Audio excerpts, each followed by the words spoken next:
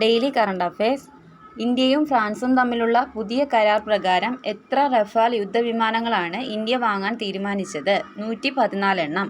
Everest കൊടുമുടിയിൽ land ചെയ്ത record സ്ഥാപിച്ച French നിർമ്മിത ഹെലികോപ്റ്റർ ഇനി മെയ്ഡ് ഇൻ ഇന്ത്യ പദ്ധതിയുടെ ഭാഗമായി ഇന്ത്യയിൽ നിർമ്മിക്കാൻ പോകുന്നു. ഏതാണ് ഈ ഹെലികോപ്റ്റർ? H-125. ഡ്രൈവർമാർ വാഹനം ഓടിക്കുമ്പോൾ ഉറങ്ങുന്നത് തടയാനായി വികസിപ്പിച്ച AI സാങ്കേതികവിദ്യ DOMS driver and occupant monitoring system.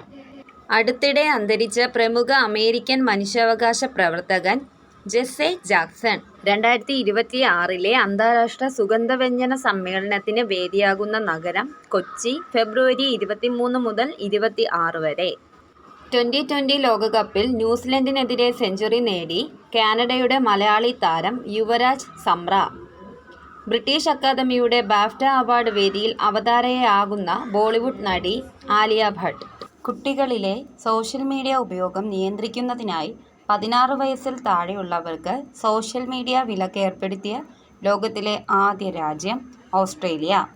ഏഷ്യയിലെ ഏറ്റവും വലിയ നാവിക അഭ്യാസ പ്രകടനമായ മിലൻ 2026 വേദി വിശാഖപട്ടണം, ആന്ധ്രാപ്രദേശ്.